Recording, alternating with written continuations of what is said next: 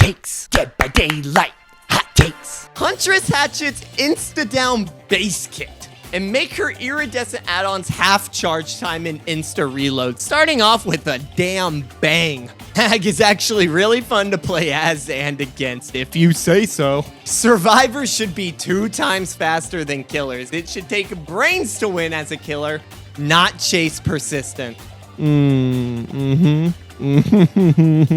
Leon has the best survivor perks in the game ever. Well, I'm sure you're not biased at Mr. Leon S. Nemesis was adapted horribly in DBD, and I'm not referring to his power. His traits are just boiled down to big, beefy running man, and he doesn't seem intimidating at all. Just compare his animations to Resident Evil 3 Remake. Even his face model looks almost nothing like Resident Evil 3 Remakes if you compare them side by side. Well, to be fair, we can't have his lore-accurate height and speed in the game now, can we? Demogorgon is a waste of space in the game. You gotta lock your doors at night, man. They should add proximity voice chat. Oh. Killers who say it's not my job to make sure you have fun use it as an excuse to make survivors miserable. I don't care about player etiquette. I will do what allows me to have fun. Oops. DBD should add in-game voice chat to make it more fair for survivors. What do you mean more fair? Oh, do you mean like communicating what you're doing at each time? I thought you meant... Never mind. Deathslinger's chain should have unlimited range. Like imagine working on a gin and then you just get pulled into the abyss by a cowboy in a different time zone.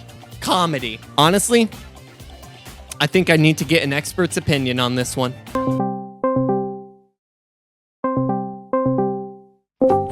It ain't the DBD opinions. Should Deathslinger's chain have unlimited range? Should it have unlimited range? Why are you laughing? So you mean like, you know, you're on like one side of the map and you got lethal pursuer and you just fire all the way across the other side of the map? Right.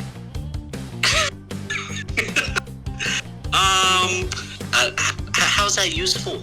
How is it not? But think about it this way: you'd have to reel them all the way in. Oh, you're right. I didn't think about that. Imagine like you spawn on like, let's say Coal Tower, and you snipe someone all the way across the map. One good shot, my guy. But then you have to reel them all the way in. The Deathslinger is better in chase than Blight. Overall, are you suggesting Deathslinger's better than Blight? We'll have to test out that infinite chain rework in the PTB and see how it goes. Plot twist should have unlimited uses. Unlimited? Are you aware of that word? I feel like there's a lot of microtransactions that shouldn't be in the game that you have to pay for. I have been saying this for a minute. The game is actually good. Like, really good. The developers are doing the best they can. You know, you're right. But people are still gonna get mad at you. Homelander and Darth Vader deserve a spot in Dead by Daylight. Honestly, I can get behind it. Friends Till the End needs to be heavily nerfed. I don't want to say I'm a Friends Till the End apologist, because I'm not. I don't even run the perk. Because yes, on certain killers, Friends Till the End can be quite oppressive. However, as survivors are focusing on gens, 9 out of 10 times, your obsession is halfway across the map, and it's going to take longer than 20 seconds to get to them. And on top of that, they know they're exposed, and they can see where you hook to the person. So the reasonable thing is just to get as far away from the hooked location as possible. Again, that does not take away that Friends Till the End on some killers can be very oppressive. But most of the time, I feel like the perk gets no value. DBD should add Bob the Builder. Hey, why the hell not? Chucky is weak. Really? I mean, it is a hot take. Hot takes don't have to be right. Scamper is too slow and must be buffed. What do you mean too slow? That's where Chucky gets a lot of his value. RPD is not a bad map. I always get one. I always get that one. That is the most consistent take along with all of the hot takes videos. I always get one. RPD is not a bad map. Hot take, stealth killers are not fun to go against. Stealth in this game is in general annoying and not fun to face on both sides. Honestly, I think a lot of people might agree with you on that one. Trapper is an S tier killer. Y'all are sleeping on him. I hate to say it again, but I think I need to get expert opinions on this.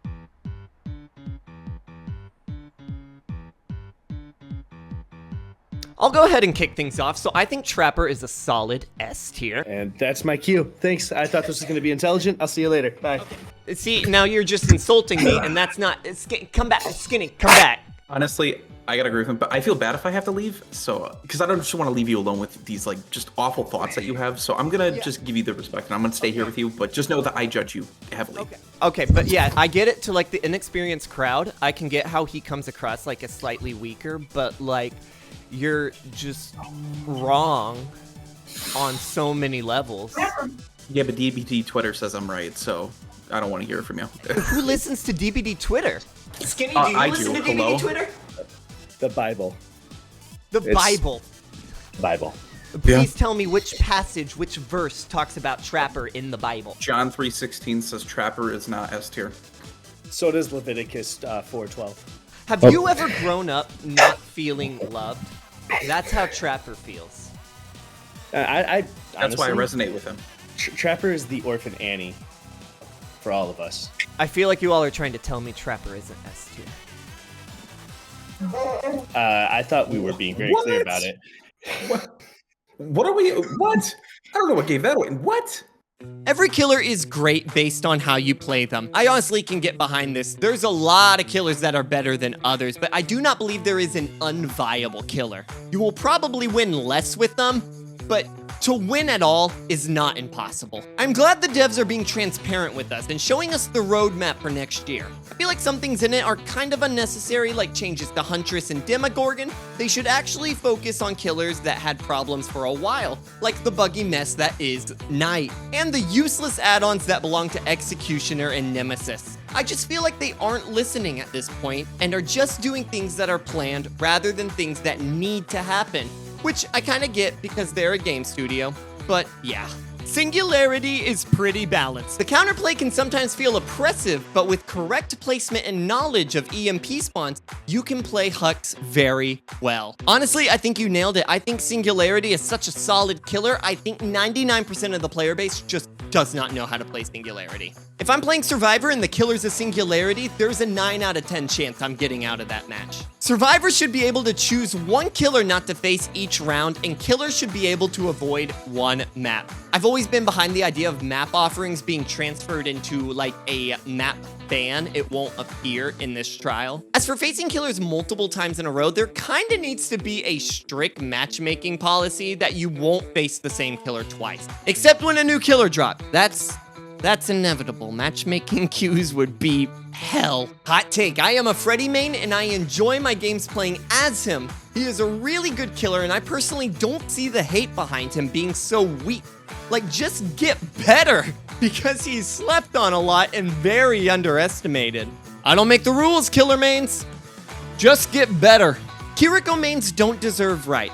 I'll take your word for it. Sprint Burst needs a nerf or some change. Yeah. That'll show those megs. Trickster is the best mechanically designed killer. Are you sure? The Xenomorph is the most well-rounded killer and the third best in the game behind Blight and Nurse. The tail attack is one of the best anti-loot powers in the game. The tunnels give mobility and information, and the turrets provide a bit of slowdown. They take time to set up. Third best killer. I don't think the Xenomorph's bad by any means. I honestly haven't even thought about where I would put Xenomorph in a tier list. There's gonna be a lot of debate about that one. Skull Merchant is fine where she is now. I don't understand the hate she still gets. It's okay to dislike a character, but these people treat Adriana like she murdered their dogs or something. It just kind of leaves a bad taste in people's mouth, you know? No, it should give you a 15% speed boost because the survivors are able to see the Hex Totem aura. And plus, it's only active in the in-game, so I don't see the issue in the buff. Blight is a better killer than Nurse because he has less of a skill ceiling and gains better pressure due to map mobility. Plus, he's just more fun. I probably will die on this hill, but Nurse will always be the best killer in my eyes till the day I die. Ruin is probably the most famous / useful perk in the game's history, and it does not deserve to be non-viable, while other annoying perks that deserve to be gutted more get to still keep their value. Dead hard. No, Ed. What would I do to change it? I've got some ideas. 1, regression simply goes to 150%.